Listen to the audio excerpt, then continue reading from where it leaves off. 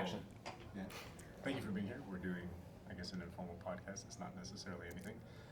I don't know how to start. Do you want to introduce yourselves and say a little bit about your background or like what you do at school? Sure. Yeah. Do you want to start? I can. My name is River Lagiza. Not entirely sure where to look, but I'm here for. I'm planning on majoring in communications, so maybe marketing. Depends. Whatever I feel is suitable for my path. But I guess a little bit about me is I mentioned off recording, but I grew up in the city. I lived there from 2006 to 2019. I'm just stating that in case it has anything to do with the interview itself. And yeah, I don't know. Pretty good life. And then just clarification, Chicago or in Illinois. Oh, the city, yes, being Yes, Chicago yes, in Yeah. Logan Square, Cool. Thank you. of course. And My name's Alexia Labtise. I was born. First of all, my major is communications. I'm trying to minor in education once I transfer to university. I don't know what university yet, but we'll see, guys. We'll see. Come to NIU. NIU? I was That's thinking where I'm going. Urbana. Oh, It's that a too. party Wait, school. really? Yeah. I thought it was something else prior. Well, okay, originally I really wanted to go to Boston, either Boston University or Suffolk, but my parents offered to pay some of my tuition if I stay here. And so I was like, okay, I don't want to be in debt. That's a Yeah. great idea. If you Yeah. guys are willing to pay, I'm down. Would you like commute or would you stay on campus? I would stay on campus. Okay, but you would come in as a junior. Yeah, I would. That would be cool. So yeah, what else? I was born in the Philippines, but then obviously we immigrated here to the U.S. Grew up in Chicago just for a little bit, and then we moved here in the suburbs of Illinois. Yeah. So yeah. And then I guess just this would be relevant. But at what age, like, were you in the Philippines, and then what age did you? I was an infant in the Philippines, so I don't really remember that much, only just like a little bit. And then I moved here, I want to say I was like 3, and then grew up till I was like 5 or 6, and then moved here. Okay. So yeah. Cool. And then I guess the point of this podcast, beyond just like having an excuse to have a conversation, I put in a little prompt, but like I would like to develop an understanding of what it was actually like to grow up as a young woman now. So I came up with a bunch of questions. I presented them to you. Do you just want to start at the first one? And Yeah, Yeah. yeah, we can do that. Cool. Okay. So the first one I wrote: when did you first become aware that people were treating you differently because you were a girl? That's a great question. I don't think there was like a time where like I figured it out, but I just think like growing up, I mean, I grew up in a really small community, so it wasn't really like, oh, like, I don't know, I just never really thought about that, you know? But I think growing up I went to a private school growing up, so I feel like it was very much like integrated in me, like, you're a woman, you're treated differently than a male. So, I don't know, it was very like old tradition. I see. So Yeah. the private school is what implemented that, like, you are a woman and being a woman is different than what it is to be a man? Yeah, a lot of like like my priests and stuff like that, when we had like topics like woman, male, it's like, it's more so like, oh, like, a woman should stay at home. And like, yeah, you could, like, they didn't say like, oh, you can't have a job or something like that. But it's more so like they said like, implied like, men are supposed to be the ones working and the women are supposed to be the ones staying home, doing the chores, having kids. It's more like, they really said like, you have to have like a family, basically. Interesting. So yeah. Okay. So it was like imposing traditional gender roles of a mother, caretaker, homemaker kind Yeah. of thing. Yeah. Interesting. Okay. And what was your experience? I guess growing up in Chicago, obviously the city was a lot more liberal than I would say probably growing up in like somewhere like Lake County. So I never really experienced any outward misogyny or anything like that. I never felt like I was being treated differently for being a woman. And I grew up with my parents just saying, kind of hold yourself with confidence. So I did that. And if I was talking to somebody who seemed like they kind of wanted to toss something to the side that I was saying or whatever, I didn't really take that as, oh, it's because I'm a woman. It's just, oh, you suck. Like, you're not an enjoyable person to be around, and so I would not spend any time with them. So yeah, I can't say I really noticed any particular misogyny in that. Do you think that is contributed to, how did you say this? Like, your parents, because they instilled confidence in you, you were able to kind like, of weeded it's out. not me, it's these people. They're weird. It's their problem. It's in their head. I'm sure that definitely has some to do with it, yeah. Yeah. But yeah, it was a really helpful baseline to come from, because then obviously if you're not super focused on insecurities and on everything to do with yourself, you can I guess focus on more important things more so. Yeah. And when you say the city was more liberal, what does that mean exactly? Just kind of held more liberal values. There were a lot of people, especially in Logan Square, that, I mean, they were very vocal about their political opinions and, you know, being left-leaning and all of that. And obviously, I remember specifically, I think it was like 2014, the more progressive movement was taking off, and it was becoming more and more obvious within schools, or within my school in particular. So I guess with sort of the outspokenness of people there, it just became obvious that it was very liberal. Yeah. Okay. Cool. Let's see. Interesting. I guess this is a big one right off the bat. Do you remember the first time that you received attention that felt specifically gendered or sexual? Yeah. Yeah, I remember one time, I was like really young, I don't remember, I was like in middle school, and my family, we were visiting my grandma who lives in the city, because we used to live with her. Okay. In Chicago. Is it? In Chicago, yeah. And so there was like, I think it was an ice cream truck. It was some type of like food truck or something like that, whatever. And we were buying something, and this like guy came up to us and was like, "You guys are really beautiful, yada, yada, yada." At the time I was like unaware, right? Because like, oh, this person thought I was like really pretty. And I was like, "Oh, thank you." But my mom, I remember she was just like super attentive. It was like, "Okay, like stay here." And she just got really angry. And I had no idea why. Because like, I don't know, growing up, I was really unaware. And so when we went back, my mom, she was just like kind of worried, because he was like kind of following us a little bit. And so we had to just like keep on walking. We didn't go to our house because like she was scared. So she called our dad, and our dad picked us up. So that was like our kind of like the first time. Like obviously when I grew older, I was like, wow, that's really weird. So yeah. Do you know like roughly how old you were? I don't remember. I think I was like 12 or 11. So Yeah. very young. Yeah. Interesting, but 11 or 12. Okay. You wanna share yours with me? Yeah, I guess there were kind of two particular instances. The first was, I kind of had the misfortune of growing up looking older than I was. So I would get those like, you know, random cat calls or like people honking their horn or something on the side of the road, starting from when I was like probably 12 or 13, Yeah. which obviously was uncomfortable in itself, but I didn't quite feel in danger or anything. On the more sort of like misogynistic, sexualized aspect, I remember there was this one particular time in high school where I was sitting with a couple of my friends, and one of their friends came up to us. He was a guy, and he was like, "Oh, like let me take 0.5s, let me take 0.5s," you know, typical Gen Z thing. Like, 0.5. It's like the the zoomed the 0.5 out. zoom yeah. kind of thing, yeah. And so we were like, okay, sure, I guess. And so he went around like taking photos of all of us, and then it turned out he was basically telling us that he was sexualizing the hell out of the angles. And Wait, do I know this person? Oh, maybe. Oh, no. We'll talk about that off camera. Okay. But yeah, then he was like basically gauging which of us, this is so gross, would have the most attractive angle during this certain sexual activity. I'm not going to specify, that you can probably infer.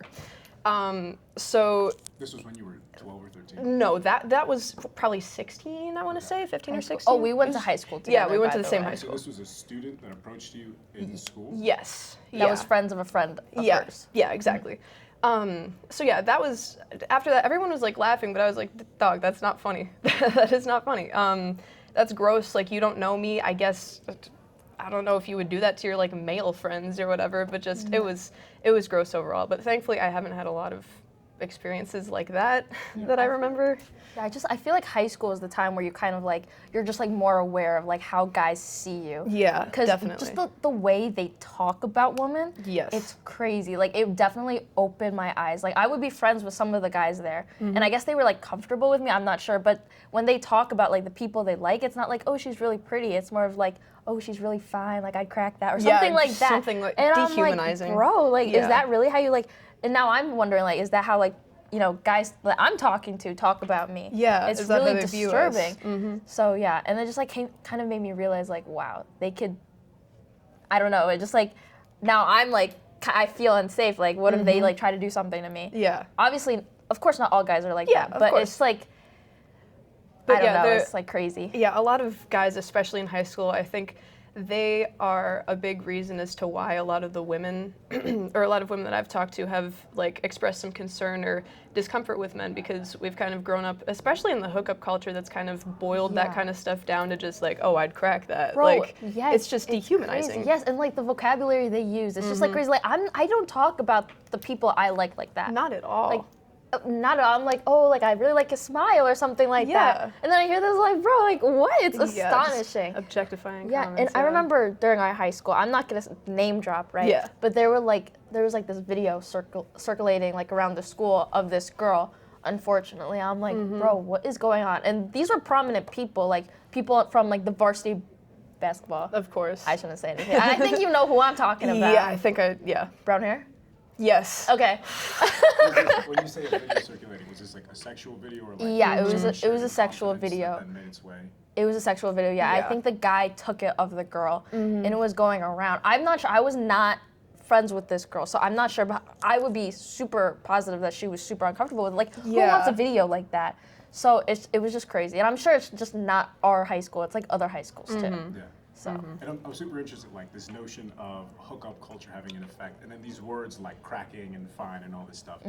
I've noticed that a lot of these things are relatively new in their use, like social media, TikTok, like these sorts of things. Do you feel as though the culture? I mean, we were just talking about the manosphere, Yeah. but like the culture that has come from social media and like the ability to just sort of, I don't even know how you say it, but like these people that are in a group that just kind of develop their own thing. They come to a sense of power, and then like other people are like, "Hey, this is how I'm going to talk. I'm going to start saying that I'm going to crack girls." Or like, yeah, Yeah. I feel like the group that you hang out with definitely makes it so like that's how they feel. Like they're comfortable with how they talk. They think it's okay.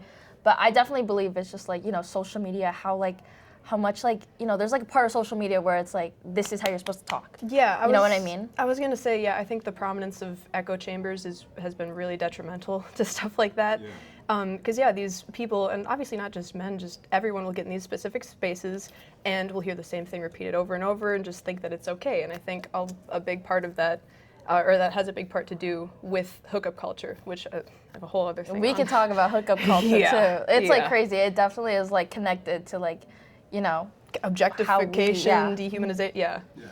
it's ridiculous. Okay, well, let's. I mean, I think Okay, that's bet. really cool, and also like all of these things are relatively recent, right? Like social media hasn't existed in its form for longer than what, like 20 years? right. Something I don't like think that. it's this is a new thing. I think it's always been a thing. It's just like now with social media it's become more popular. Yeah, know you're what I saying mean? the advent of hookup culture, like Yeah. one night stands and superficial sexual connections. It's Yeah. always been a thing. Yeah, but it's pretty just sure. it's made it so much easier with Yeah. like dating apps and stuff like that, because there's so many different choices, and I think it's becoming more and more clear kind of how harmful it's been to modern dating. Like it'll reduce the emotional investment in people, so they'll just start objectifying different people, and with that kind of paradox of choice that I mentioned with all the dating apps, it's kind of leading people to being less willing to commit because they always think that they can upgrade.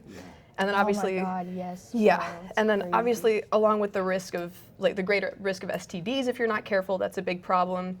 And then on top of that, I think it's also really hurting kind of the steps in dating norms and muddling that, because people are really quick to label something that would be like courting or casual dating as a situationship, which putting a label on it makes it feel a little more official, and then people are confused on where they stand, and there's just not really that clear like meeting, dating, you know, relationship with some kind of end goal in mind. Right. Would you two say that, like, amongst your cohort, the predominant type of relationship is superficial hookup culture, like one-night stand sort of things, or is it kind of 50-50 between committed and casual? I feel like from my personal experience with guys, it's definitely like super superficial. It's like only a little bit like where I meet like a person, it's like, oh, like this is like a genuine relationship, you know? But yeah, I don't know. It's so prominent. Even now, like I experience it too, so I don't know. Yeah, in my personal group, I would say it's probably like majority hookup culture. I don't know many people who have been in like long-term relationships of some kind. And I guess that's kind of, I didn't really date through high school because that's what a lot of it seemed to be. Yeah, like, me too. I never dated. Yeah, I didn't date anybody from my high school because, yeah, I mean, I don't want to mess around with that. Like, you're just playing around to get your feelings hurt. Right. Had it been different, right? Like, had the culture been to get to know somebody, develop meaningful relationships with the intention of them lasting a long time? Do you feel as though your experience would have been different, or it was just sort of within yourself that you were not in the space to date? I think dating in general, like, I'm not gonna look down on someone if they're dating just to date, because like, of course, like, for dating, you want experience. You're gonna get that experience. Sure. I mean, it's, of course, like, you don't have to date to look for someone you want to meet long term, right? But I feel like a lot of people nowadays, they don't want to date for a genuine experience. They're just dating, want to fuck, and then that's it, you know? And that's the main issue. So. Yeah, I think obviously like some kind of hookup culture has always been around. Like people are always going to be hooking up. That's just the way it is. But yeah, particularly I totally. Thanks for being here. I haven't. Bye. I'll see you at the meeting. But yeah, with more so recent relationships, I've noticed a lot of people are kind of either totally not taking it seriously or getting into these like mini marriages of sorts, but without the end goal of marriage, I guess, if that makes sense. So yeah, they'll be like dating for a couple months and taking it super, super seriously, again, with no end goal in mind. So just, you're like, okay, you know, I have a boyfriend, I love my boyfriend. There's nothing else kind of outside of that scope that people are looking at, if that makes sense. Yeah, absolutely. To touch on like what you mentioned about STDs, I'm curious, like, can you share what your sex ed was like over the course of your public education, private education? I honestly don't remember. Okay, for my high school, at least, like, I never really took it seriously. It was just like a class I genuinely just had to take. But it was required. It was required, but I literally don't remember anything of it. I don't think it was that serious. Like, the teacher, I don't think instilled like anything in me, so yeah. Do you remember at least, like, did they teach you abstinence? Did they teach you contraception? Did they teach you like any philosophy in so. particular? That's fair. I don't think, I genuinely don't remember. A lot of like high school I just don't remember. Yeah. But I don't think they taught us like what to do when you're like having sex or something like that. It was never in depth like that. So Was that during high school or during your private? during high school, my private school, Yeah. I mean, they taught us like what sex was, because of course it was like, I think it was a requirement. I'm not sure. I know like they had to like ask our parents like, hey, are we allowed to do this? If not, you know, take your like child out. Yeah. But yeah, I mean, they taught us how to have sex, of course, but they didn't really teach us like, or like what sex is. You know what I mean? Not how to have sex, What but does like that mean, though? Are they saying like penis, vagina, penetrative basically, sex? yeah. Right. But they didn't really go in depth like, oh, how to be safe. They told us not to do it, wait till marriage, Yeah. and if you do this, it's a sin. Interesting. So Really? yeah. Okay, huh? Did you, in your middle school era, did either of you have like the puberty talk? Like, hey, you're going to approach puberty, there'll be changes to your body, this, that, Yeah, it and was the other. part of that conversation. So like the females and males were separated. So my science teacher or my 5th grade teacher taught us, or was teaching us sex ed, and then the priest actually, or the deacon, taught the males sex ed. Interesting. So I don't know what they were talking about, Yeah. but I just thought it was really weird. It wasn't like a science teacher or something like that. It was a deacon. But at the time, I thought that was normal. So Yeah. Yeah, so oddly enough, actually, throughout 6th through 8th grade, I was homeschooled, and it wasn't like just at home. We met at this particular area, and they would give us our curriculum and everything. But I kind of got the brief, like just purely like biological standpoint during I think 6th grade. And then in high school, they went a little bit deeper into like contraception. They did say that abstinence, you know, was the most helpful form of contraception because, I mean, yeah. But yeah, I don't remember any like particular views being instilled in us. It was more so just very baseline, like, hey, abstinence is the best idea, but if you're gonna go and do this, then, you know, here are the precautions that you can take. Yeah. Okay. So it seems kind of like not a universal, but at least in this context, there was some amount of education, there was some introduction to basic information, but it wasn't comprehensive, it wasn't ongoing. Yeah. And it didn't really teach you like human behavior or how to act within the culture. It was more like, this is what it is. These Yeah, are problems that will biological. happen, avoid it, or be Yeah. safe. Yeah, exactly Kind of that. like checking off a liability, but not really Pretty much. educated. So I'm curious, outside of what would have been given to you in middle school, high school, formally, that's like mandated by the state, were there any, older women in your life, or did your parents ever take to themselves to try to teach you more than the school system did, or did you find that you felt a lack of information, so you went seeking out, like on YouTube or the internet or Cosmopolitan magazine, things like this? Well, my mom was very upfront with, just like sex in general. She really like instilled on us like, hey, like, well, her opinion, sex is bad. And like you should not do it, especially like how young I was. And so I was like, yeah, I mean that was fair, right? Yeah. She was just worried, I think just from her own personal experience, she was worried something bad was gonna happen to me. Like an older man, let's say, would come in and rape me or something like that. Yeah. She was so like adamant, like, hey, this is bad. You cannot do it. Yeah. So there are consequences. So, and mind you, like I knew this when I was like, I wanna say like first grade or second grade. So like I already knew the idea of like what sex was. Yeah. So yeah. From the perspective of fearing sex via rape? Yeah. Interesting. Because my mom, she had like a really bad experience. So just from her own personal experience, she was like, yeah, like be aware of this. This happens. If anything happens, you have to let me know. Yeah. So yeah. Yeah, I was from a pretty different angle because I was raised in a very Christian household, but not in the like, waggling your finger, just with this like kind of fundamental understanding of like the Trinity and all of that.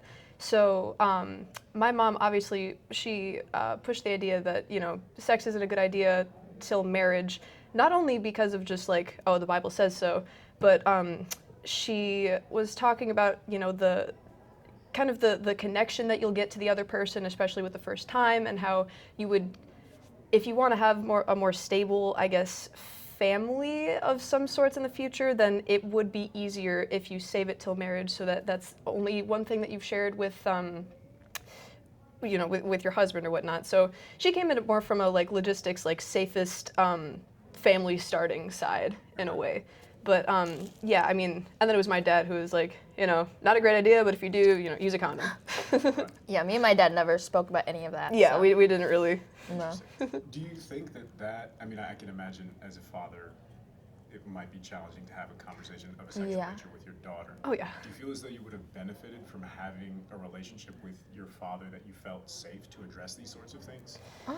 Well, it's not like I'm necessarily like, oh, I feel unsafe or anything if I speak to him about it. It's more like, well, my dad, he's such an awkward guy. So it's just like, I feel like it would be so awkward talking about Yeah. it with him. It's gonna be like, okay, Dad, like, yeah. Yeah, you know what I mean? Like, I don't know. I think, I mean, it just, for me personally, it comes down to my mother is a woman, and my dad's a guy. Like, I don't I think he feel would more want to hear about any of that. yeah, You know what I mean? Yeah, my mom knows more about, obviously, like, from the women's perspective, from the women's side. And my dad, he can't give me much advice other than, like, be safe, pretty much. Be safe, kiddo. Yeah, exactly. But, yeah, it doesn't really come from a place of, like, feeling unsafe of any kind. It's just more comfortable to talk about it with your mom, though it's not Yeah. particularly comfortable to talk about it with either parent, obviously. And even though it's the case that you can relate more easily to your mother, same gender, if your father's never, I'm not saying it's like a bad thing, but there were no men in your lives that tried to inform you to the nature of men or the tendency of sexuality or how sex might pervade, interactions, relationships, friendships, things like that? Well, my dad was pretty upfront with how some men might view it. Like, he was very much like, yeah, women seem to tend to take a little bit more of like the emotional aspect in it, whereas men will kind of just view it. Sometimes some men will view it in this like objectifying way, and so if you end up sleeping with this one person, at least before knowing like a lot more about them, they're just gonna be like, oh, like check that one off the list, pretty much. And obviously, again, not all men. But yeah, he was pretty open about the social aspects of it. My mom just got a little bit more into the specifics. Yeah. Okay. My dad, we never really talked about sex with each other, like, at all. But he would be a little protective. Because, like, I'm friends with, like, a bunch of guys. And so, like, growing up, my friends were guys. And so there was this one time I remember, I think it was, like, when was it? think it was last year, my friends wanted to go to Tennessee to go to that big pyramid. Do you know what I'm talking about? I think Yeah, it's Tennessee, the Bass Pro Shop pyramid. Oh, Vegas? yeah, yeah. Is there one in Tennessee I too? think it's in Tennessee. Okay. So my friends really wanted to go there, right? And they're like, Lexi, come over, come over. And I was like, yeah, let me ask my parents real quick. And so it was a big fat no. And I was like, why? And my dad was like, I know you grew up with these guys, but they're skilled guys and I don't know what they're gonna do to you. Yeah. So, I mean, I understand, like, from my dad's perspective, like, these are a bunch of guys. And I know, like, my dad knows them, but, like, he doesn't really know them. He's never really interacted with them. So it's more so, like, he just wants me to be safe. So it's, like, situations like that where it's, like, you don't know the mind of a guy. I kind of do. Yeah. And I just want you to be safe. So in the end, I couldn't go to the pyramid. Yeah. But they took a bunch of pictures and it was really fun for them. So yeah. Well, that's good, at least. I am curious, so I noticed when you mentioned your first notice of differently gendered behavior towards you, you said about 11 or 12, and you said about 12 or 13. Yeah, Is there but anything significant about that age that you feel as though that's why it began? it was more prominent during high school. I would say that was Yeah. just like the first time Yeah, that was that it, like, anything budding. happened. But it was just more prominent during high school. I would say like when I was younger, socially I wasn't that like, oh, like she's really pretty, you know? I would say like I got a glow up during senior year. And so that was like the first time where like a bunch of people just like kind of like wanted me in a sense, but it wasn't like, oh, I want to date you. It was more like, oh, I want to fuck you. Yeah. Sorry. Yeah. My So yeah, it was a very interesting experience because I'd never really experienced anything like that. So Yeah, I want to say 12, 13 is probably when it started because, like, you know, I was 5'8", so upon first glance, you couldn't really tell that I was, like, 12 or 13. And obviously, like, that's when you kind of start, obviously, going through puberty more. But yeah, I'd agree with Lexi in that it kind of, it was a little more enhanced during high school, especially after the sophomore year glow up, because I went through the same thing. And also like, oh, sorry. No, go for it. I just grew up in a private school and everyone like felt like family. So there was no like really dating or anything like that. We Yeah. never really looked at each other romantically. So. And when you say glow up, do you mean like sexual maturity? Socially, I looked prettier for the male audience. Does that make sense? I don't know how to describe it, but I was just like, I got a glow up. So like, I was just more prettier to like other people. I see. So, Yeah, I would say like, and especially like freshman and sophomore year, I think those are pretty often like kind of the awkward years Yeah. for a lot of people.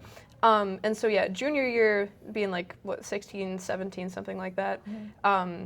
Yeah, you're kind of growing out of a little bit of that awkward stage. And then I think also finding yourself a little more. Because in freshman year and sophomore year, I remember experimenting with like a bunch of stuff like makeup and the way I dress and all that. Yeah. And I kind of landed on specifically what I wanted throughout junior year. And yeah, I think all the rest of that kind of followed. Yeah. Okay. I'm glad that you transitioned to this. So makeup is something that I would love to talk about. Okay. Can you share sort of like, I don't know, I've seen girls as young as like 3 years old, they're like, I want to be pretty like mommy, and they'll, start doing these things. And like nowadays you'll see mothers that have their daughters doing like Sephora makeup hauls to become like influencers online. And so I was just curious, what was your experience with makeup? Like who taught you about it? Who taught you that like you should look this way or you need to apply things this way?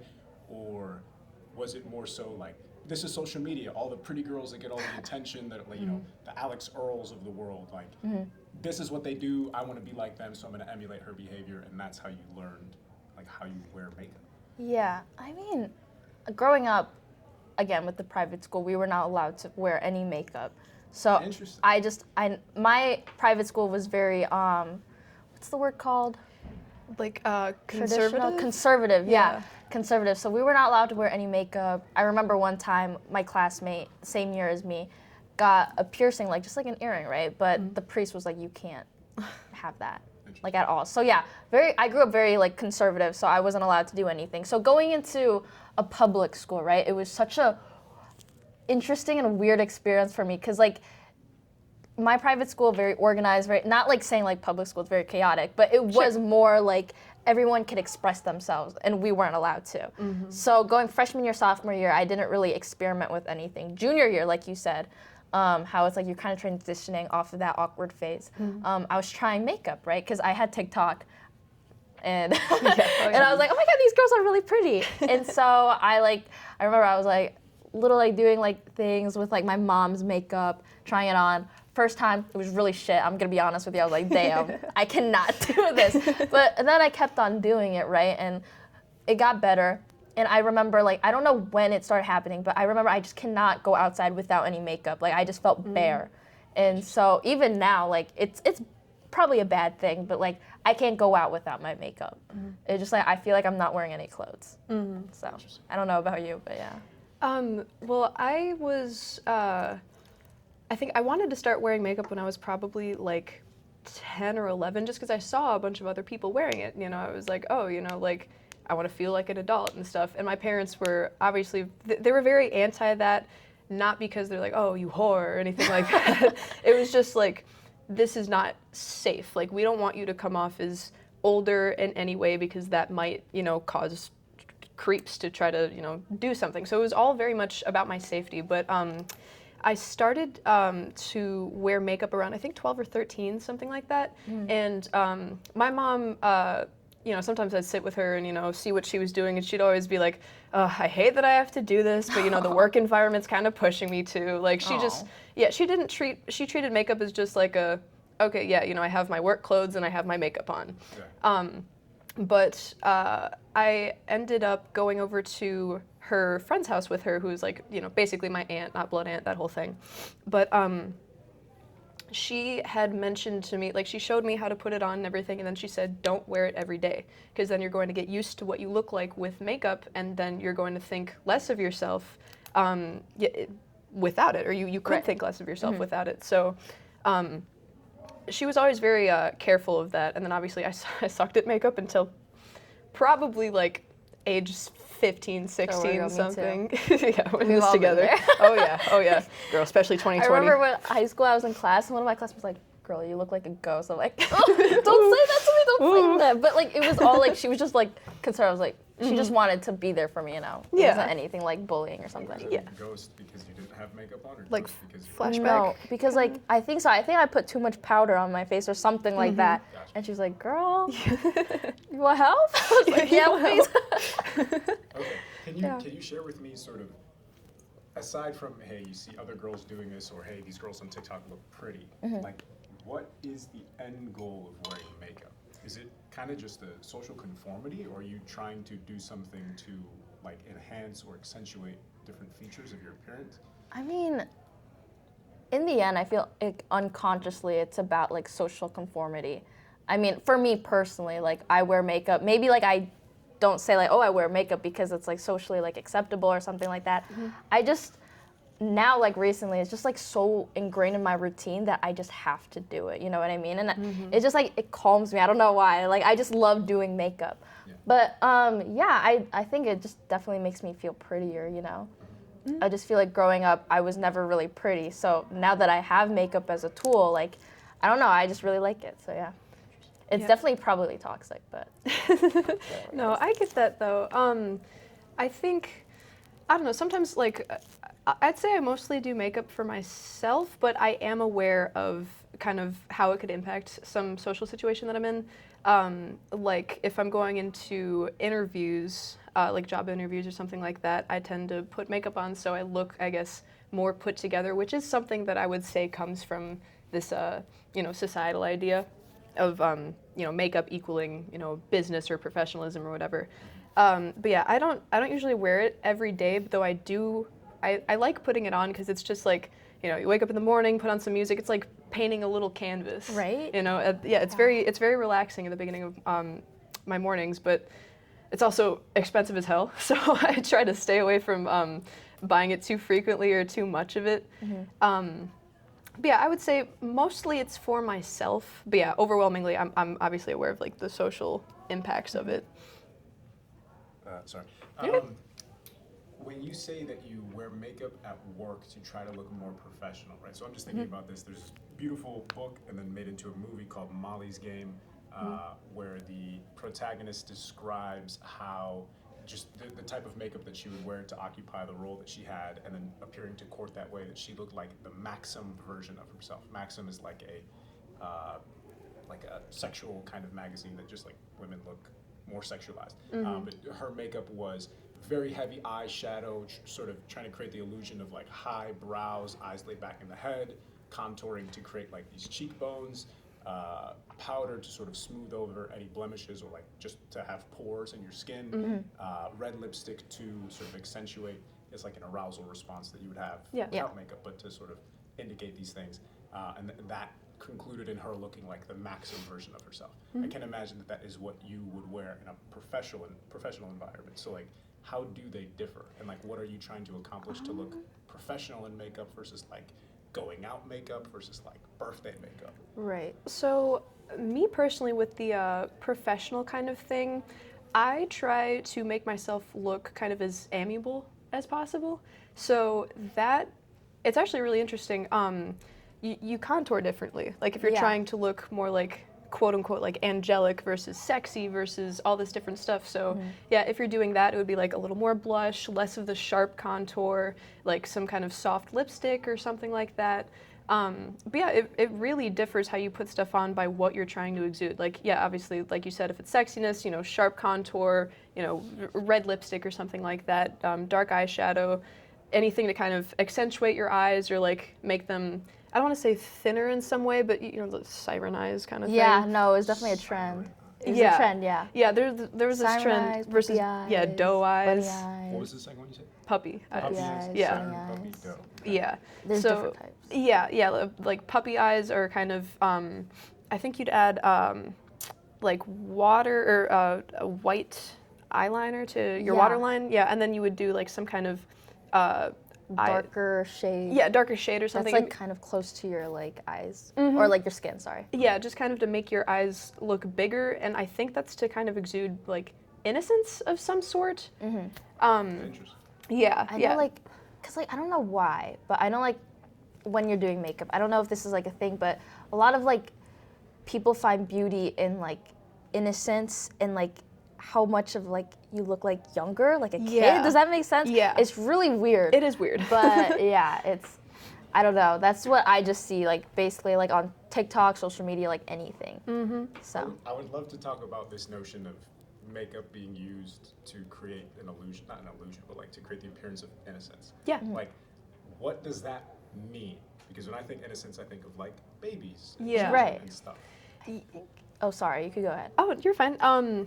I think it's so oddly enough, some of that stuff is kind of to make yourself look younger. Like a lot of highlighter, like having the dewy look in a way Yes, was really oh my popular. Dude, Dewy, yeah, yeah. like your like clear. I don't know how to Yeah, like describe super it. clear, So, like like- shiny skin, as opposed to the more Glass skin. Yeah, You know, glass yeah, skin. yeah, Oh, I remember yeah. glass skin. Yeah, as opposed to like a more matte kind Right. of flat version of that. So yeah, it totally depends on the setting. Yeah, and what you're I trying to feel go like there's for. like a bunch of trends that like keeps on going, keeps on coming back, which is like becomes more popular and people want to try it. But in the end of the day, I just think it's the toxic beauty standards of like you want to look younger. And a lot of like going back like how men like want to see us like toxic men or something like that. Like I don't know why they just strangely like how young you look. Yeah. I don't know, that's what I see. No, I agree totally. And then even on top of that, it seems like women are kind of coming out other women for looking older than they are. Like I'll see in a lot of Right? Instagram comment Yes. sections. Yeah, it's a lot of women who are kind of upholding this. And yeah, like on Instagram, I see a lot of videos on like cosmetic surgery, or there was this huge thing where kids would be buying stuff like retinol and anti-aging cream from ages like 9, 10, sometimes even younger than that. So yeah, I think overwhelmingly there's been this big anti-aging push, which I think is just disgusting because aging is a privilege like that not a lot of people get to have. So it confuses me as to who is pushing that because I see it's not just a man thing. Like I see it on both sides, maybe in different ways, but it's definitely from both sides.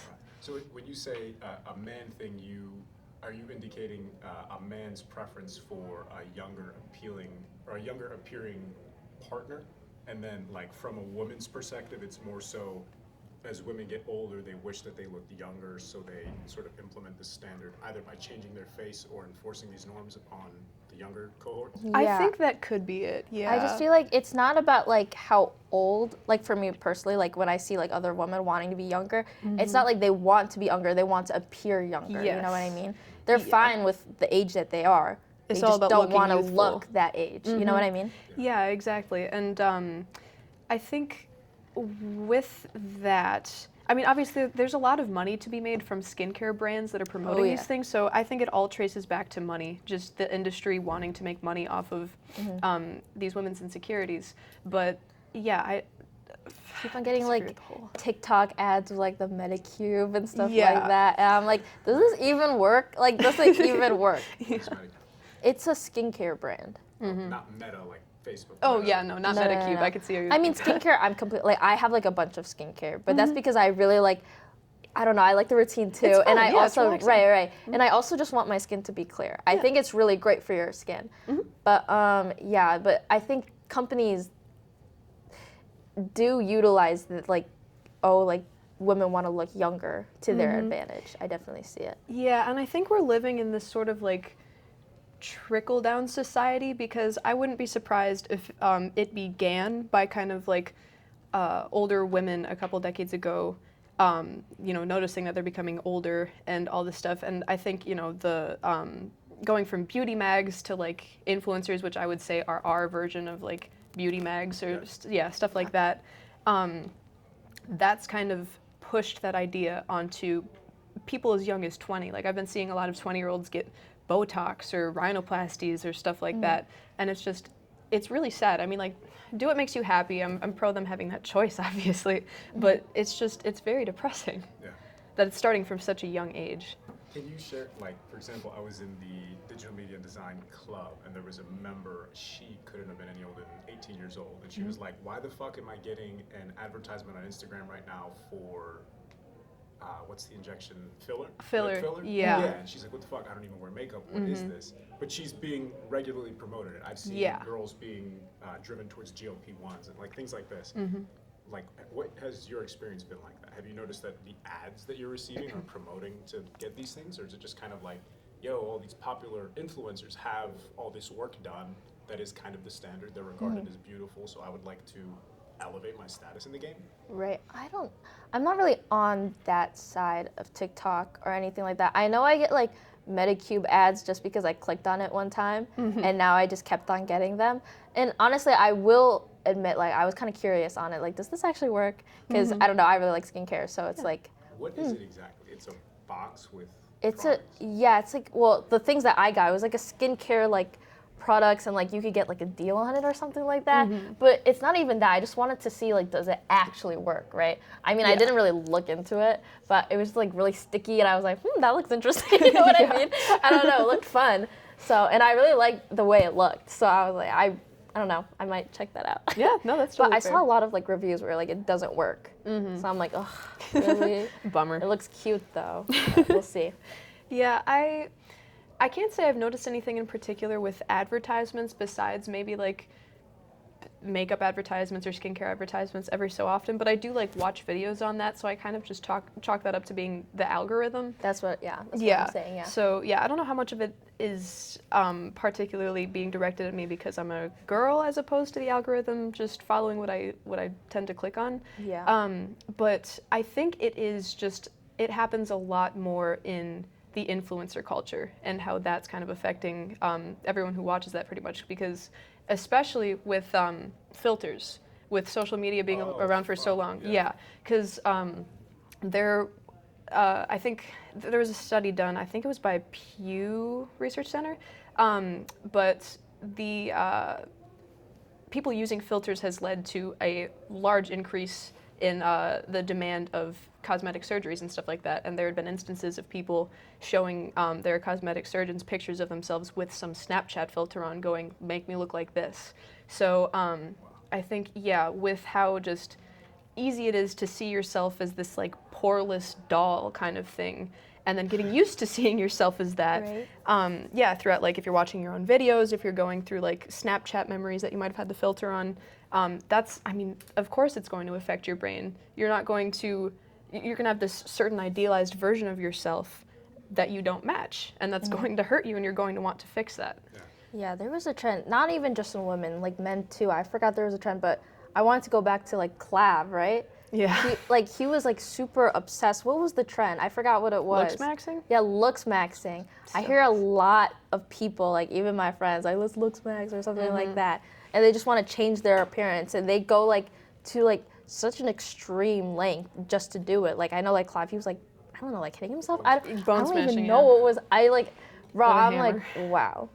Yeah, I think that's just the male version of this like obsession with vanity that's being pushed upon us, and I feel really bad for them, genuinely, because like there's nothing wrong with wanting to better yourself. Obviously, if you want to choose to eat healthy, work out, like have a skincare routine, you do you. That's awesome. But yeah, they're injecting things into themselves. Yeah. That's like, I guess, changing their composition in a way.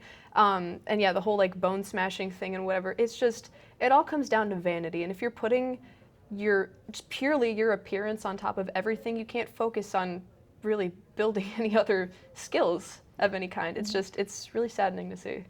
I'm really curious your take on bone smashing. Because like as a uninvolved observer, right? I understand this might sound ridiculous, but bone smashing and makeup are kind of accomplishing the same end goal. Yeah. Are you familiar with like bone smashing, Wolf's Law? See, Yeah. I've heard of bone smashing, but that's beyond what I've heard. I know about the injectables. I know about bone smashing. I know. Joking. What is it? Kidding. I'm not going to explain it on yeah, the camera. I forgot we were recording for a little bit. Oh, it's funny though. I think I'm aware of Wolf's Law. I know the like thirds thing that they do and all that stuff, but Oh, okay, yeah, I know, I've seen that too. Like the little filter, and then you see like the yeah, points. like there's a certain percentage that your face should match or whatever. But sorry, what was the question about that? It's just Yeah, what I'm sorry, aware no. of. I was curious your take on it, right? So bone smashing, Wolf's Law, from what I understand, like this applies to all parts of your body, but anytime you do small damage to bone, same thing with muscle, right? It'll You rebuild exercise, you get stronger. small little tears and rebuild stronger. So the purpose of bone smashing his cheeks is he wants like larger, fuller to create a particular appearance. Does it So you- work? Yeah. I mean, Really? Well, that's why like MMA fighters will look so chiseled a lot of the time. They get punched in the face a lot, and Okay, so yeah. it's kind of doing bone smashing by itself. And I think bone smashing is really stupid if you're just hurting yourself on purpose. I think it's kind of kick-ass if it happens to MMA fighters because they fought for that. Like they did. That shows that they were a part of this, like physical activity, and so it just kind of led to that. But I think the thought that people feel like they have to hurt themselves to look better is sad, overwhelmingly. It's just another way for different companies to make money off of people's insecurities, like as with cosmetic surgery, which is also becoming big in, I guess the male circle more so, because from what I've heard, I don't know why I know this, but like Clavicular is going to do some like double jaw surgery or something like that.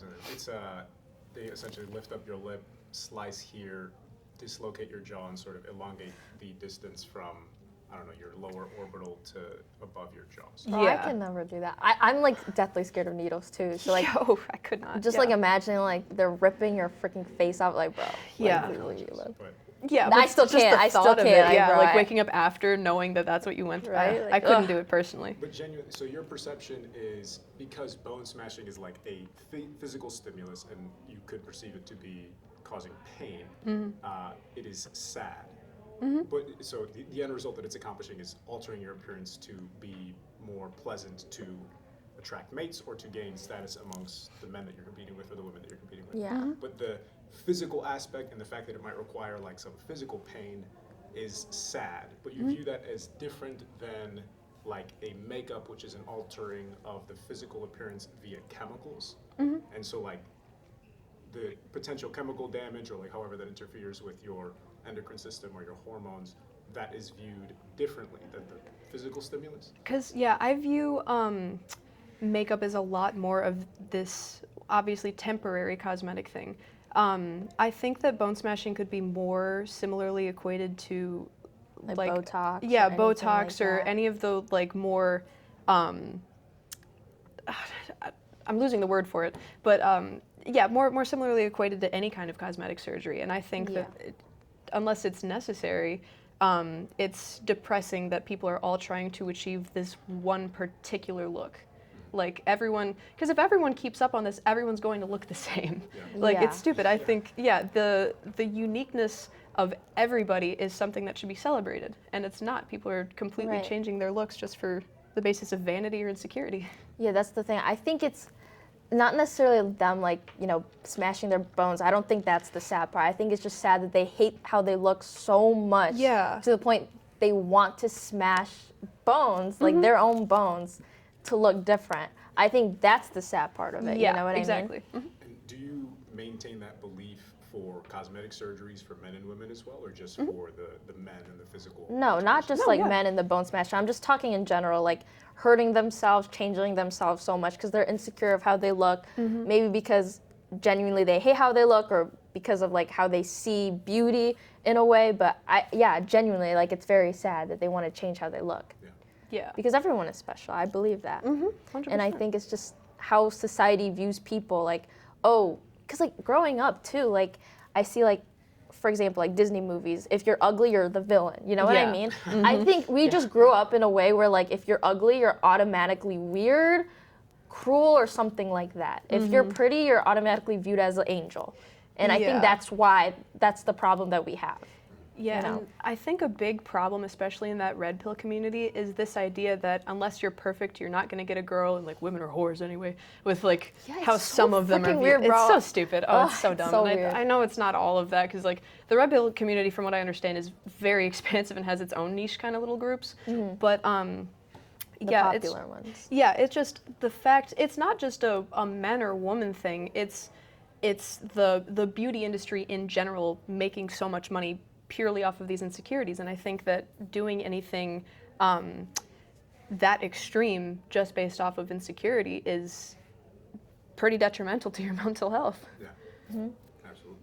Okay, let's see what else. Two questions I didn't ask in the first segment. How did adults or culture teach you to interpret the attention that you're given that's sort of gendered or different?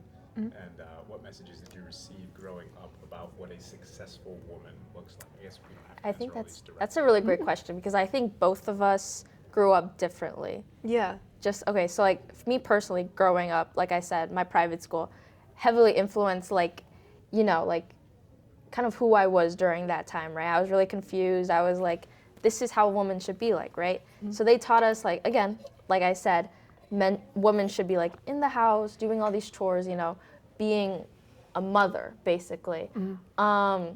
And I think I have no idea why. Maybe it's because it's like a Catholic school, it's more conservative.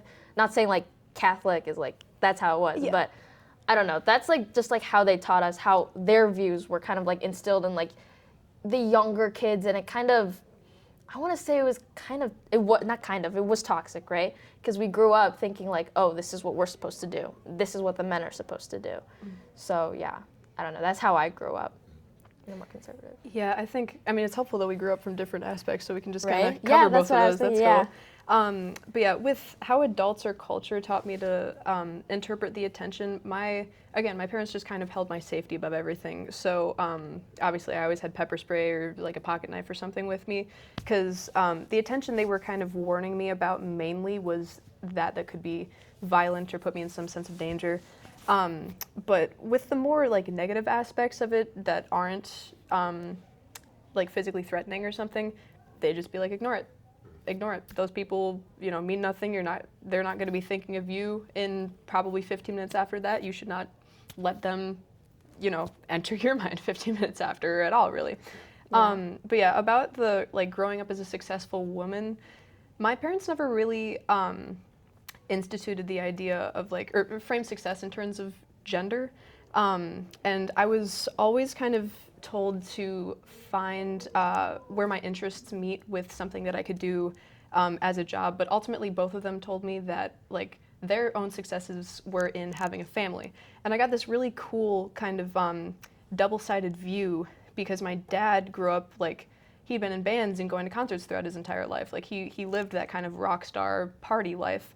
And then my mom, she went from being in Mensa to like a bunch of different jobs, and then had experiences in missionary work and stuff like that.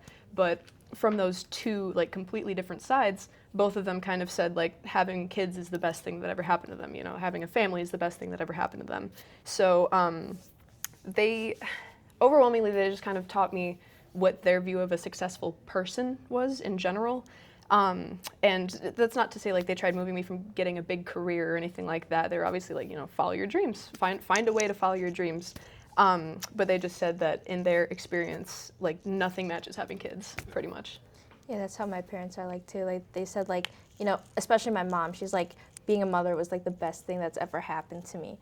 And like now, like, I mean, that's wonderful for her. I love her so much, don't get me wrong. But just like me personally, like, I don't know, I can never like imagine just like being a mother would be the best thing to ever happen to me, you know? Sure. Because I see how much she sacrificed herself, because she grew up in the Philippines, dirt poor, you know? I don't know much about my dad, because he never really talked about his childhood. But my mom had a really rough childhood, and she had to definitely work her way to get to where she is now. And so, yeah, and now I have the opportunities that she was never allowed to have. So growing, like, obviously, like, now, like, I just want to make her, like, proud. But, like, in order to do that, like, I don't know if, like, I want to start a family, you know? Because I want to do things that she was not allowed to do. Yeah. So, yeah. But it's crazy that we had, like, a different experience, because with my teachers, it wasn't necessarily, like, ignore, like, the men. It was more so, like, they looked down on the girls for, like, you know, if your skirt was too short or something like that. I know, like, a lot of my classmates, they would roll up their skirt so it's shorter. You had school uniform? We had a school uniform, yeah. We had a skirt. What was it? Skirt? Skirt, sweater. yeah. Shirt, sweater, yeah. And so, What were the rules about this skirt? Like length? yeah, it had to be, like, Below knee level? below your knees, and, like, you would have to wear, like, shorts, of course. Of course. And then, and so, yeah, and then we would have to change into our gym uniforms. And the shorts have to be, like, up to your knees. They cannot be too short, like spandex or something like that. And they were very, like, strict on it, too. Because I remember, like, not, like, each day, but when it was a problem with the girls rolling up their skirt, they would, like, take us out of the classroom just to check, like, how long our skirt was. And when it was a big issue, I remember our teacher was like, you can't do that. Imagine what the boys will feel. And that was just like, when it was so normal to us. And we were like, yeah, whatever, boys are boys. You know what I mean? And so, again, transitioning to a public school, it's crazy because you could, like, express yourself, and it wasn't, like, not a normal, it was, like, a normal thing to do, you know? And so, yeah, it was, yeah, they were really strict on it, and it was, like, I remember one of my classmates who was a guy had long hair, and they were like, you gotta cut that. You're not allowed to have that. And so, yeah, it was really crazy. Like, they would just, like, look down on the girls, say, you can't do this. Like, the boys, also our shoulders. You're not allowed to, like, show our shoulders, too. Oh my gosh. Now, looking back, it's, like, crazy. Yeah. But, yeah, like, they were more so lenient on the boys. They were like, you can't do this. The boys are going to get riled up, something like that. So it was, Control your men. Yeah, no, it was basically like that, you know? And so, yeah, crazy experience, so. Where does the tendency to want to roll one's skirt up come from? Is I- it like rebellion, like fuck this dude for telling me he's gonna look down on me? That's a good question. I don't even know. I started doing it because my friends started doing it. So it wasn't because, like, oh, it's pretty. It's like, oh, I want to do it because they're doing it. I don't even know how it started. Yeah. I just think it was like a trend going on. But yeah, my class in particular was very rebellious compared to, like, other classes. I remember all the teachers hated us because one guy pierced his ear. No one ever did that before. A guy had long hair. No one ever did that before.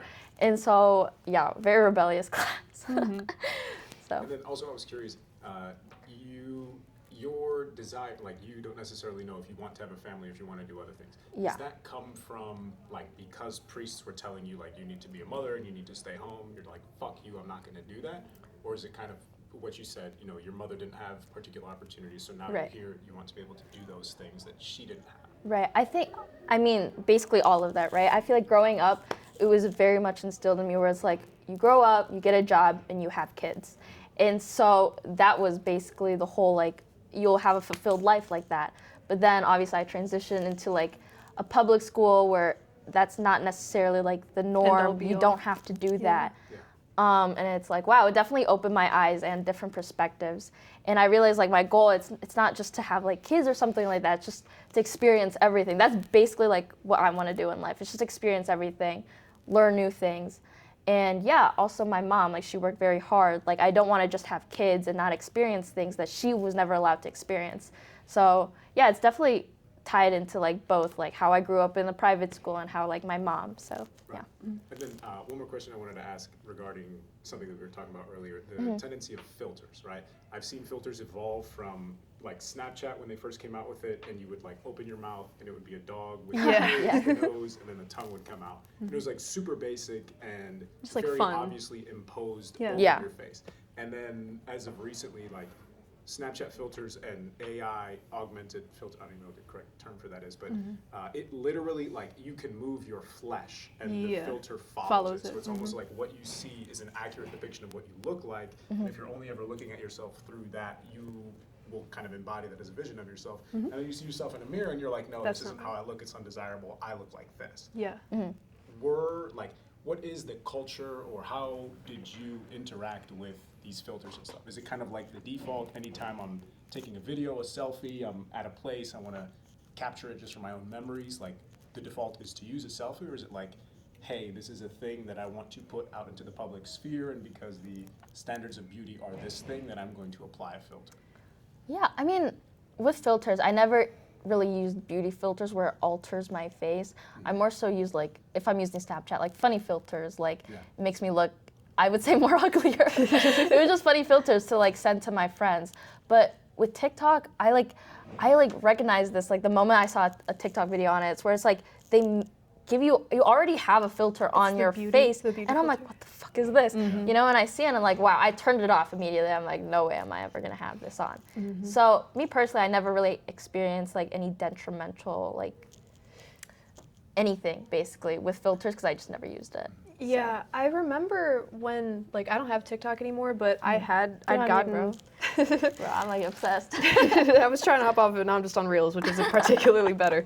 But I don't remember, I think it was when Musical.ly was turning into TikTok, because I've had it since 2016. I've never had Musical.ly. Really? Oh, it was the Yeah. best. It was great. No. Yeah, no, it was our niche little community.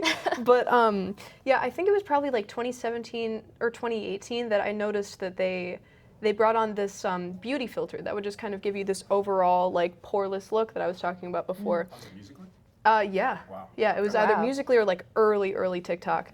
Yeah. And I remembered, like, off the bat, I was like, this is probably not super helpful for me. Like, I need to get used to how I look. Because you're still in those, like, I think 2018, I was 12, and I was still in that, like, developmental stage. I was still kind of understanding what I looked like, what I was beginning to look like.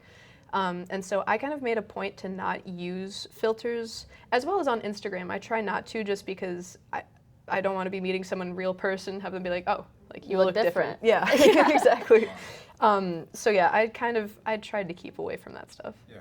And these technologies of filters and sort of augmented appearance, this was something that you were exposed to around the age of like 12, 13? Yeah, and I think it's definitely toxic. Even now, like how prominent it is, with like, I'm worried for like the younger generation too, you Yeah. know? It's like, wow, this is so normalized. Like, even with like my generation, how is it gonna be like for the now Alpha. 12-year-olds, Yeah. 11-year-olds? Because I already see it now, you know what I mean? Yeah, especially with crazy.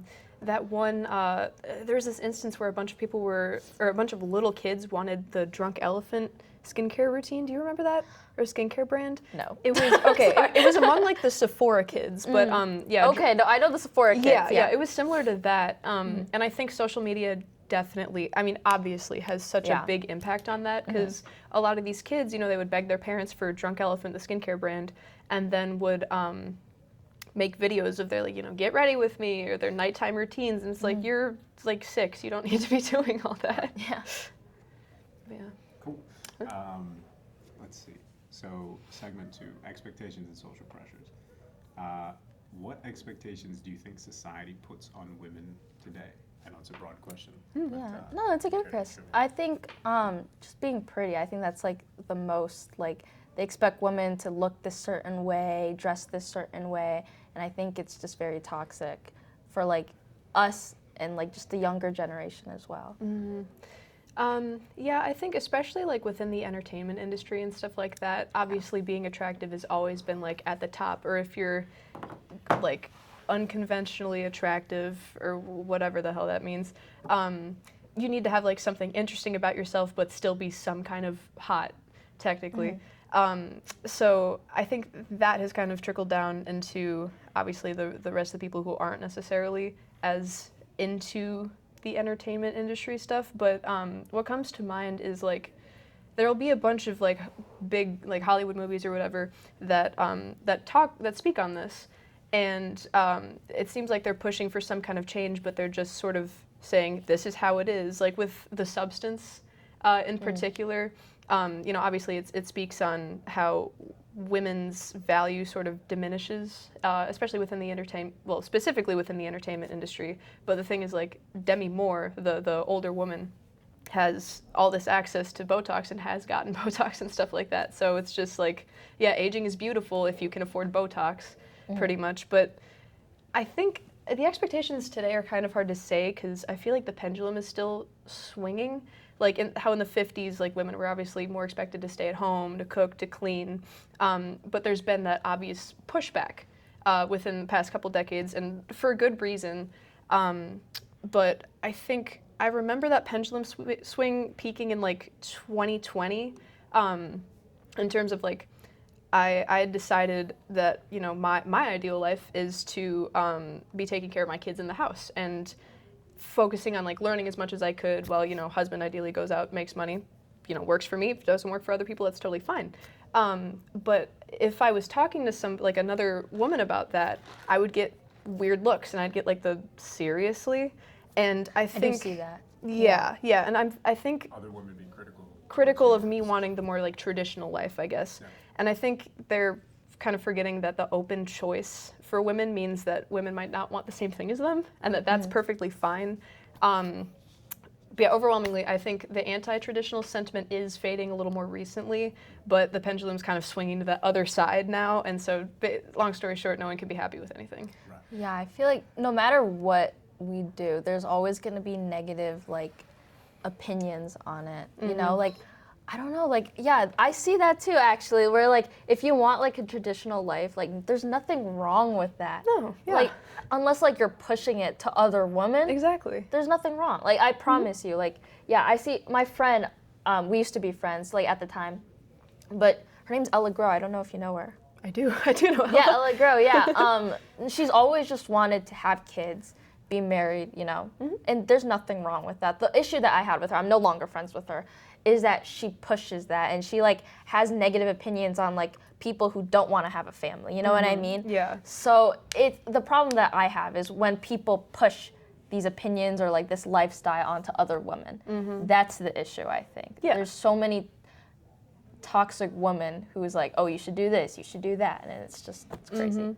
Yeah, and I think that like the, you know, 50s housewife versus the, you know, child-free kind of you know, career-focused aspect, it has a lot to do with mob mentality as well, because if one person's kind of straying from the rest of the crowd, then the rest of the crowd is going to be like, hey, like, why aren't you over here? And so I don't think it particularly matters what side society has kind of set itself on. It's mostly about that mob mentality of like looking downward on the outcast person. So you say the anti-traditional sentiment, that pendulum, has sort of swung to the other side, but it has been replaced more so with expectations of how one should look, not necessarily like how they should conduct themselves or, I don't know, what they might become. It's more of your appearance. I think appearance has always been a part of it in some way. There have always been some beauty standards that are imposed on people in general. Yeah. But when I talk about the pendulum swing, I mean more so, I want to say kind of the political climate, because that's, you know, what those views are tied to, I would say. Yeah. So yeah, I remember like 2020, obviously, you know, social media had brought about a lot of progressiveness. And so moving over to that side, but then obviously you'll always get those extremists who are like, all men are bad, like children suck. And obviously that's not like the entire left, just like the entire right isn't all you know, I hate women, I hate this, da da da da. Like it's Right. small government versus big government originally. But yeah, I think we're in a very muddled version of that right now, especially because of social media and how it's kind of broken up people into all these like niche little groups that are across the entire world. So yeah, it's kind of hard to tell where everything is, like what mainstream culture is saying or anything like that, or what mainstream standards are, because there are so many different niche communities that there's not really one culture. Yeah, I feel like the issue today is that, like you said, there's so many groups of people, but they don't want to like open up or like compromise with others. Yeah. And it's super sad because like I know like some of my friends, they can't like be friends with other people because like they value different things, Yeah. which is fine. You don't have to be friends with them, but Yeah. at least be cordial with Yeah. them. And I think that's the issue today is like the values that they have, they take it to an extreme and they can't even compromise or talk or like have like an actual conversation with Yes. someone. And it's crazy and it frustrates me so much because why don't you want to learn? Why don't you want to see? Because you don't know, you might learn something new or see something in a different perspective. And it definitely disappoints me so much. So Yeah, no, I'd with absolutely my agree. values and like also like politically, that's what I see, like the trend of like, you know, with like different debates, when I see someone debate someone, like even online, they're so like they're arguing, they're not debating, they're arguing. In a debate, like you're having a conversation, right? Yeah. But nowadays you're not, you're genuinely not, you're just like saying, no, you're fucking wrong, like you're Yeah. bullshit, something like that. And it's like, bro, I Exactly. don't want to watch this. I want someone to sit down and have like a Intricate one-on-one debates. conversation. Yeah, Yes, thank you. exactly. Yeah, and it's crazy. Yeah, I think again, honestly, I think social media is kind of the root of a lot of our issues because, yeah, especially on the debate or discussion side, you know, people are faceless online, and so there's not really any repercussions that can come from saying anything. So, I think that has a lot to do with just no one wants to actually listen; they want to prove themselves right. Yeah. And yeah, that just leads to unnecessary discussion that's filled with straw man arguments, just kind of labeling one side as this particular thing and refusing to listen to anything they say. And I think that's kind of, I keep using the word detrimental, but it's But serious. detrimental. Detrimental Yeah, to society. it's such a great word. Yeah, well, for me personally, I don't think it's social media. I think social media is a great tool to market things, meet new people. Oh, for sure. Yeah, I there are think it's upsides. just like people. Like we are just, I don't know what's going on with us, but there's like this trend of like being rude, not like, I think we have no empathy anymore. And it's Yes, something like, yeah. that's why I really want to be a teacher. Like I found out just recently, I really want to be a teacher. I just want to, I want to teach people like, you know, empathy is such a strong thing to have. Yes. And it's a value that I think people have lost. You know what I mean? Yeah. I think we're so individual. What do you say? I'm like Intro. having a stroke right now. There's like this trend Damn. of individuality. Yeah, individualism rather For than like, I mean, I know it's like your own life. I get it. Like you genuinely should live for yourself. Yeah. But I mean, you don't have to be rude to people. You know what I No. mean? Yeah, and that's there's- not like everyone. I'm just saying. I feel like it's a big trend nowadays with everyone here. Yeah. Yeah. That kind of ties me in. So the next question I had was, which of those expectations feel fair or empowering? So I'm curious, like, out of anything that you're presented about the possibilities of what a successful woman might look like, do any of those feel to you as particularly empowering?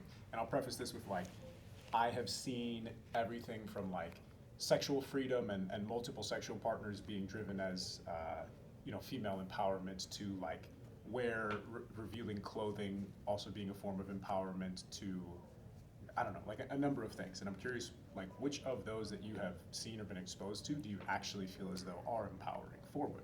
I mean, honestly, the way you could express yourself. Yeah. I think nowadays, like, it's How more you- accepting. Like how you speak, how you post online, how you Yeah, carry I yourself. think how you carry yourself, the way you dress, it's more acceptable now than, of course, like before, where you're not allowed to dress like this. I think, yeah, I think that's like an empowering thing to like have that I like experience. Yeah, I would agree with that. I feel like if there are a lot of specific things that are said to be empowering, it could be manufactured. Like, especially with the whole, you know, sleeping around thing. Like, obviously, you're your own person, do what you want. But I don't think that is necessarily empowering to women because it's kind of giving the men what they want anyway.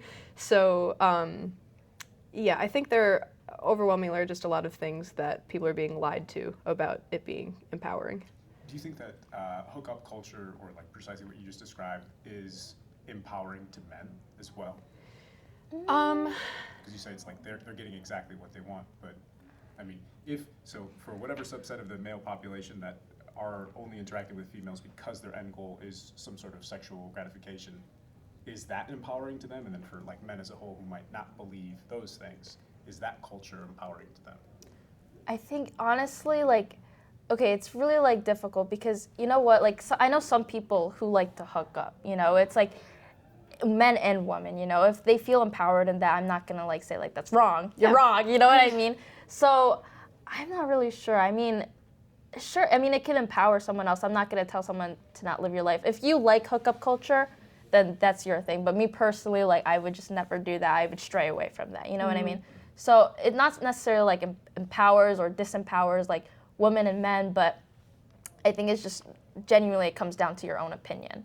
And I think people use hookup culture to like bring down women and men. I think that's what, you know, I disagree with. Yeah, I would say that socially it might be viewed as empowering, and like, you know, a guy hooking up with as many chicks as he can is generally seen as empowering within, you know, his friend group or whatever circle he's in. And then, you know, that could be the same for women within their friend groups, but then, Yeah. you know, both people will have that, oh, well, this guy hooked up with a bunch of people, you know, he's a whore, and then vice versa. So I think, yeah, socially it can be seen as empowering depending on what group you're in or what groups are talking about the other. But personally, I don't think it is empowering for either person at all, because hookup culture can have some pretty negative effects on how you end up viewing relationships entirely. Yeah. And so that, obviously that's harmful to both genders. Certainly. And then I wanted to ask you, like, on the terms of empowerment. I don't know how to quite phrase this, but like, let's say you had nieces or, you know, the younger generation, right? Yeah. What are the messages of empowerment that you want to promote to them to help the younger people be aware of the fact that, like, hey, maybe don't empower yourself in this way, or like focus on these things? Is there anything that you wish you would have been taught that you'd like to sort of make available to the next cohort? I would definitely say be confident within yourself, you know? You Yes. have so much to give and you don't even know it. And so one thing, like if I were to talk to like for my niece or my cousin who's young, I would just say like you are genuinely enough. Like do not change yourself. Like Yeah. do not change who you are for someone. Please live for yourself. If anything, that's like the most empowering thing you could ever do.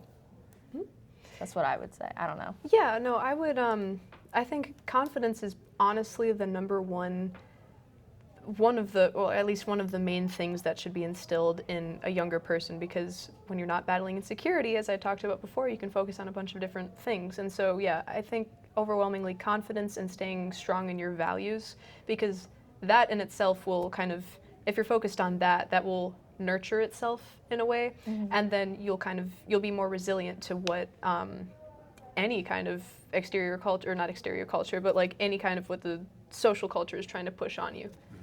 Yeah. And do you think that that's something that an individual can accomplish on their own, or that is something that would require, you know, it takes a village to raise a child, that it would require a community or a culture that holds space for that sort of self-empowerment? Yeah, I think everyone's different, right?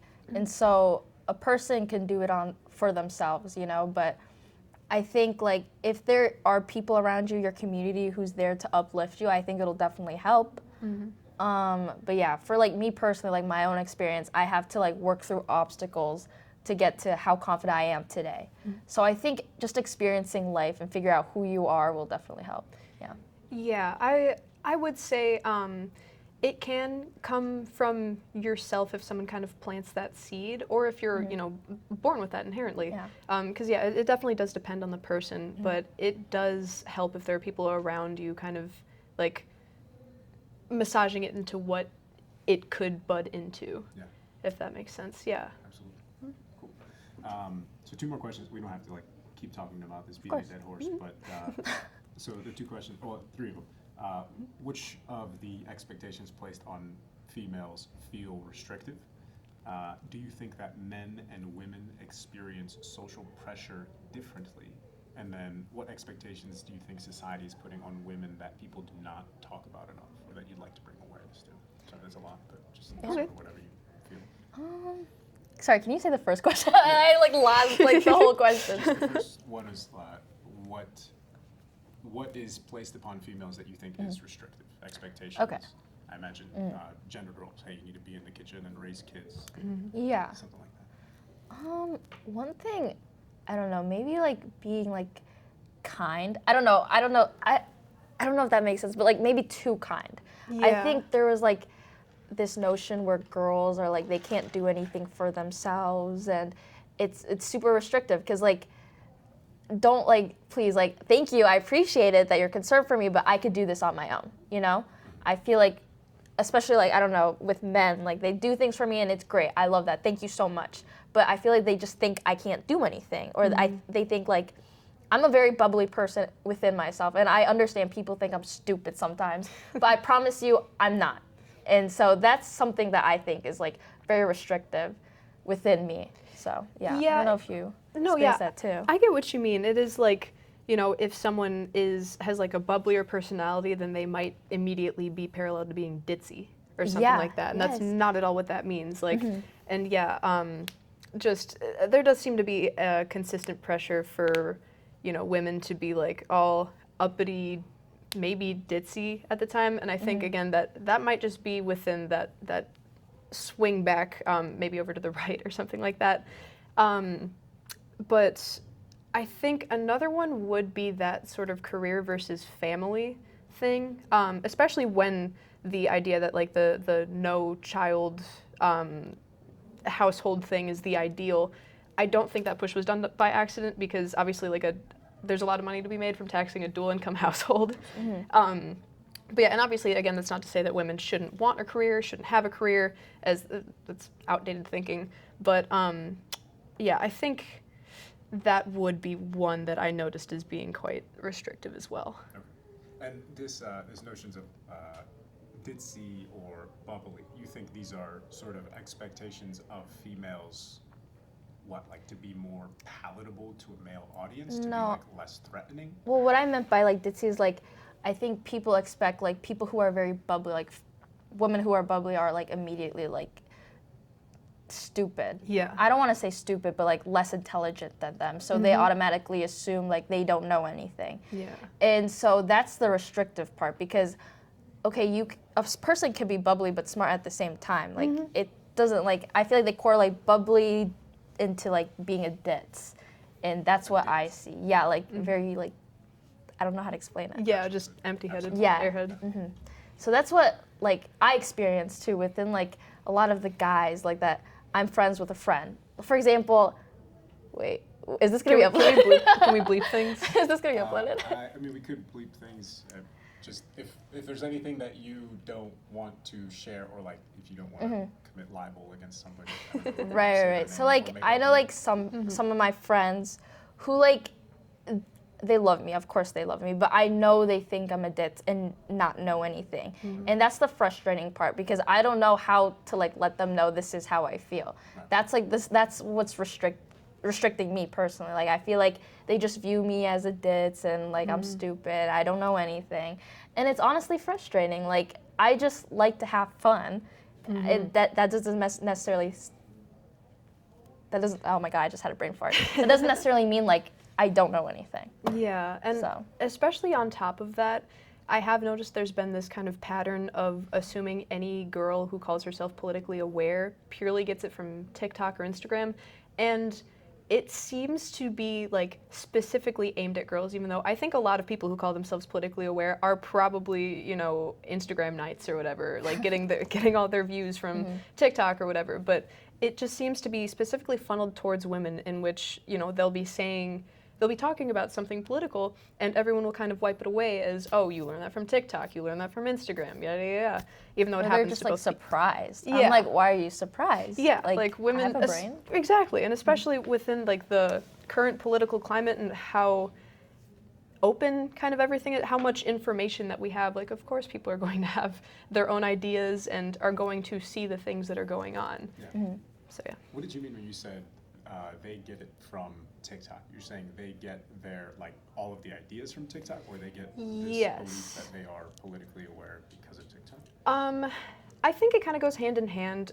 There are quite a few people who will call themselves politically aware after, like, I guess what I mean, it's fine to get an idea from TikTok if you're, like, expanding upon it, if you look deeper into it, if you don't just take it at face value. But what I mean is more so the people who just take videos at face value. Like they don't do their own research. Yeah, exactly. Thank you. Of course. Oh, and men and women experiencing social pressure differently. Yeah, if you have something to say. I guess I obviously can't speak on the day-to-day life of a guy because I've never been Not a guy. in those shoes. Yeah. Curious of your perception. Sure. I think everyone kind of experiences like this baseline of social pressure, and it specifies towards like being a guy or being a girl. So like there's a pressure to go to college. I think for everybody now, especially a 4-year, though I think that's fizzling out a little bit more with Gen Z and Yeah. us being broke and not wanting to spend a bunch on it. Literally, bro. And then there's like a vague pressure to get married at some point, but society doesn't really push like getting married super young anymore, I don't think. Yeah, no. Yeah. And there's obviously that pressure to meet beauty standards pushed by industries. You think that applies to both men and women? Yeah, Yeah. definitely, in To everybody. different ways. Yeah, 100%. But one thing I have noticed that men are experiencing is a pressure to succeed financially from a very young age through stuff Yeah. like drop shipping or whatever. Yeah, I do see that. Mhm, yeah, everywhere. And like I've heard a lot of young men say that their goal is to like make 6 figures at the end of 6 months or whatever, something Yeah, like like their that. goal is just like, oh, I want to be rich. Yeah, And exactly. I'm like, is there anything else? Right. And it's like, no. Yeah, it's not really a goal of virtue. Like it's fine wanting to succeed financially. There's absolutely nothing wrong with that. But kind of putting money as that main goal like on that pedestal is, I think, it's ultimately really unfulfilling. Do you think that that drive that seems to be sort of more isolated towards men of from a young age becoming incredibly financially successful, do you think that that comes from, I don't know, like this kind of like manosphere culture of women only want a very select percentage of men, so therefore in order to be among that percentage you need to have value, and the only value you possess as a man is what you can offer? I've also, like, because I've noticed in social media there, even in like pop culture and music, there are all these references to like, you know, if he's broke, he's not getting this. Yeah. To imply like literally like the gateway to sexual connection is money. a certain threshold of money that is Yeah. like beyond Or status. what is even close to the average American household. Yeah. So like, what do you think about that? I think I have It's definitely heard. prominent. Yeah, 100%. Yeah, I think a lot of music, like, I mean, I can particularly like name like rap songs like Cardi B and Right. Which is Megan Thee broke Stallion. boys don't deserve no pussy. I know that's and right. That's like the anthem of. I don't listen to rap, so I don't know. Yeah, it. that's fair. You Like, definitely have heard it. oh yeah, Maybe I have. yeah, exactly. But yeah, I think that is difficult in. I feel like those sentiments being repeated is giving men the idea that that's kind of like the status that we're looking for. Like, I don't know where the like 666 rule came from, where you got to be above 6 feet, make 6 figures, and have like a 6-pack or something like that. Is that what the third 6 is? The 6-pack? Yeah, 6-pack. But yeah, could you repeat the main question of that? Second? Yeah. What was the main question? I have no idea. I think I we kinda straight went up- off Yeah, on no, it. I totally Well, I forgot guess to. just generally, like, why do you think men care so much to make so much Oh, money? That's okay. like Oh. their only thing that exists in their personality. Yeah, I They think- want sexual Gratification. opportunity. Yeah. I think I think that's exactly. I think, you know, like mainstream media, like especially like those like toxic male, like I don't know, value people, influencers, where they say you need to make this money unless like if you don't, like you're not gonna get any bitches or something like that. Yeah. You know what I mean? I feel like that's just like who they see online, and then they think that's the way life is, and I think Right. it's just crazy. So that culture of manosphere. I don't know if that's a correct word. I don't know either. I think so. That's what I Manosphere assumed. type influencers telling other men, hey, I have money and I have cars and I have bitches, and you're not shit unless you Unless you also do have this stuff. Yeah, status, I yeah. think That's yeah. where that's coming from for them. Yeah, like the red pill, like, oh, you need to get out of the matrix. And it's like, it's crazy because I feel like, like they're in this disillusionment where it's like, this is how life is supposed to be like. And it's like, bro, no. Like, you're being lied to. I don't know. I mean, if that's how you want to live your life, that's on you. But you are bringing this negative community, this toxic community where you're looking down on people. And I think that's where it's just like, bro. Yeah, I think it came, like, originally, the whole red pill, blue pill thing was not particularly, For men, I don't. it wasn't how it is now. Like, Yeah. the red pill, blue pill thing was like, if you take the red pill, then you're becoming more politically aware to things that are actively going on, like certain, actually, I'm not gonna go into that on camera. I thought it was from the Matrix. Yeah, the Well, Matrix, it waking was. up from the Matrix Yeah. was like waking up from the mainstream media and stuff like that, because obviously, like, any mainstream media is going to push this one specific narrative because the people who want you to believe that narrative obviously have some form of control over it, like governmentally or whatnot. But yeah, that's where the original red pill, blue pill thing came from. And then I think that led into, this certain, the government or whatever it may be, is trying to make us, they're trying to effeminize us, they're trying to make us stupid, putting PFAs and whatnot into our foods and stuff. And I respect the sentiment of, fight against something like that, try to better yourself. But then it did seem to go into this weird, like, better yourself so you can get pussy, but Yeah, it's weird. also women suck. Like, women are stupid and they suck. And I don't understand that that's so paradoxical. It's very contradicting. Like, Yes. like the guy in the documentary, right, who was like, oh, like, I own this OnlyFans company, or like, I own something for like this OnlyFans thing, but then he's like, no way in hell my daughter's gonna do this. Yeah. Like, okay, it's so weird because you're like actively like promoting it, yet you say you don't fuck with it. Yeah. So like, what is it that you want? And then he was like, oh, I only do it for money. So then it ties in with like, oh, I do this for money, I want money to get these bitches, but then again, like, women are whores. So Yeah. it's just like, okay, you're very contradicting. Like, Yeah, maybe, it doesn't make sense. yeah, reevaluate your values. Like, I don't Yeah, know. yeah, and then, yeah. No, please, you. Oh, I was just gonna say, yeah, with that whole idea becoming more and more popular online, I think people kind of step into that thinking like, oh, this is about the betterment of myself, like, that's totally fine. And then it'll just be this constant barrage of, like, you're ugly if you don't do this, you're broke if you don't have 6 figures, like, all this different stuff, and it's just kind of getting pounded into young men's minds. Yeah. Okay. Sorry to keep you guys sitting. No, it's I'm okay. No, kinda you're fine. gassy. We can wrap up soon. Yeah, I do have to go because I think chess started, Oh, yeah. and I have to go, guys. I think Uh, my no. friend is doing Yeah, it. okay, so let's end it. But I mean, is there anything else that you want to Sure. share, sort of via what we've talked about, or to create something for next time? Doesn't have to be anything. I have no idea. I mean, if anything, the takeaway is just be yourself.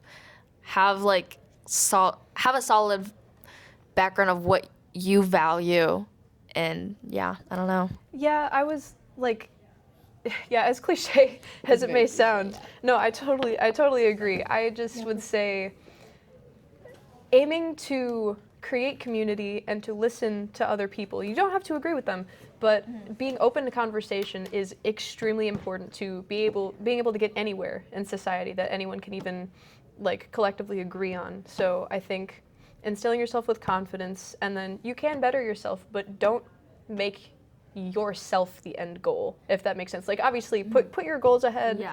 and all that stuff, but if you focus more on sort of the community, that in itself will nurture the goodness within you. Right. I would just say don't do it in a way where it brings other people down. Yeah, absolutely not. That's just like toxic. Mhm. So I guess I have to. Bye, Lexi. Bye. It was great talking to you guys. I appreciate that. We should totally do this again. Yes. I loved it. Oh, this I is so actually fun. genuinely loved it. Yeah, this was great. Awesome. But yeah, thank you. I appreciate you both. No It's been problem. a pleasure. Awesome. Okay. Cool. That was fun.